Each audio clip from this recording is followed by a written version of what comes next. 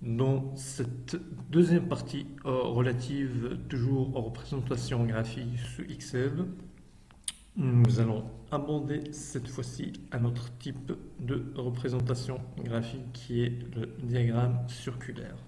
Comme d'habitude, pour toute représentation graphique, il faut avoir des données au préalable pour lesquelles on fera une représentation graphique.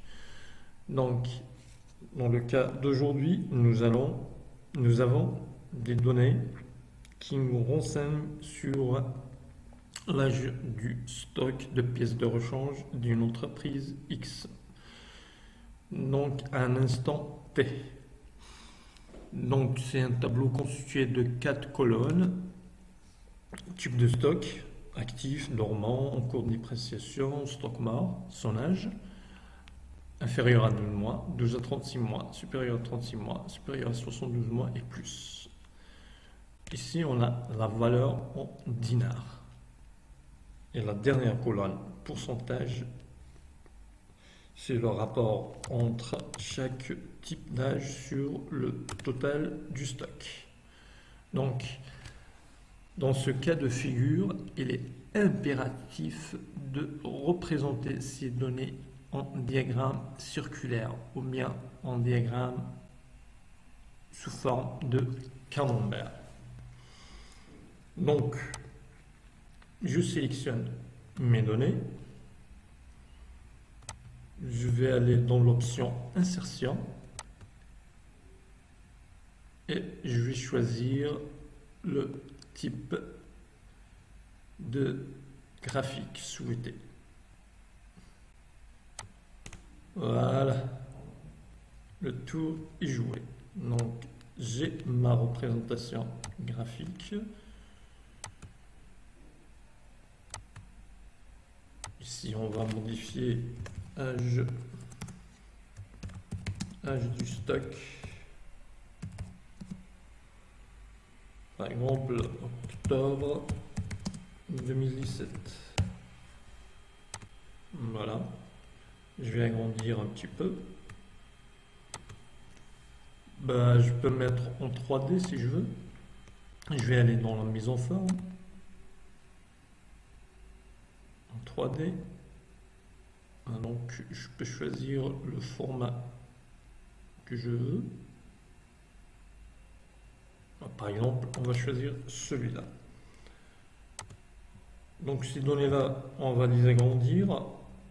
On va les mettre en gras, les agrandir.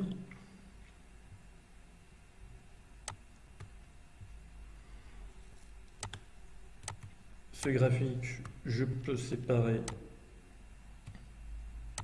les parties de mon camembert.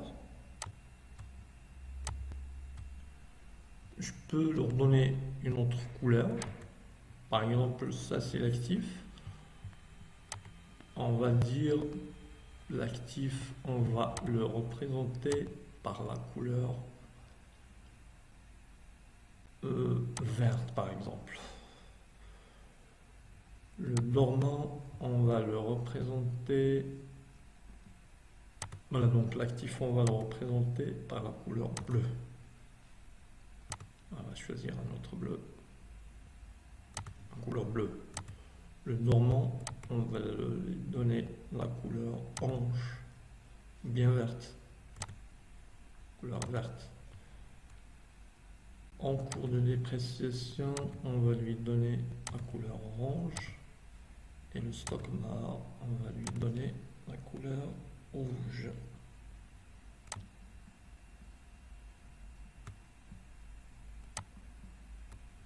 Voilà, donc je peux aussi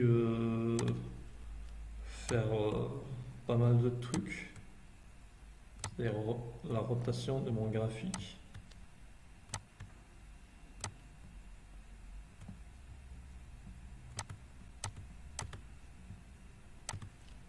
Je peux aussi rajouter les étiquettes de données, donc je clique sur le bouton droit de la souris et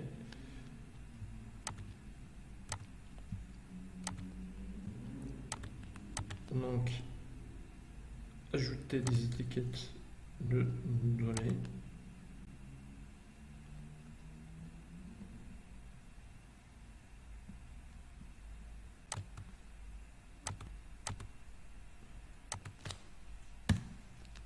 je rajoute les étiquettes de données.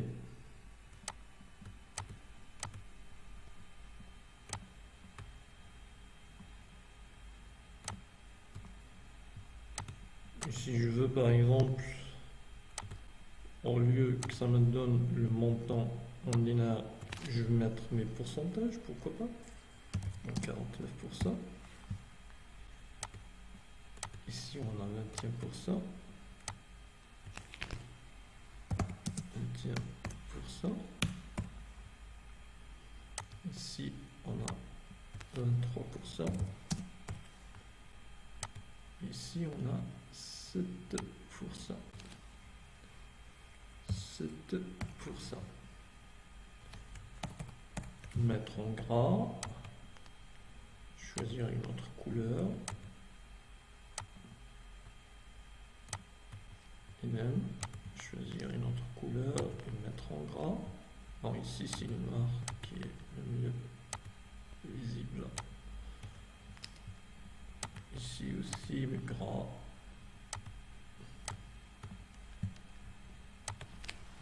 Voilà, donc notre graphique est presque terminé. Par exemple, là, si je veux agrandir, réduire mon graphique, si je veux mettre aussi ces données du côté haut, bas, à gauche, à droite, c'est comme vous voulez.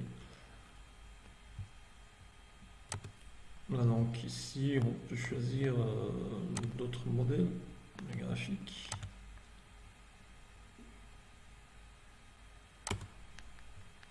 Voilà, ici c'est pour la rotation. Je peux tourner comme je veux mon graphique. Voilà, donc on revient à l'exemple qu'on a réalisé nous-mêmes. Voilà, donc notre graphique est terminé, notre cours aussi est terminé. Merci pour votre attention. À mon prochain tutoriel.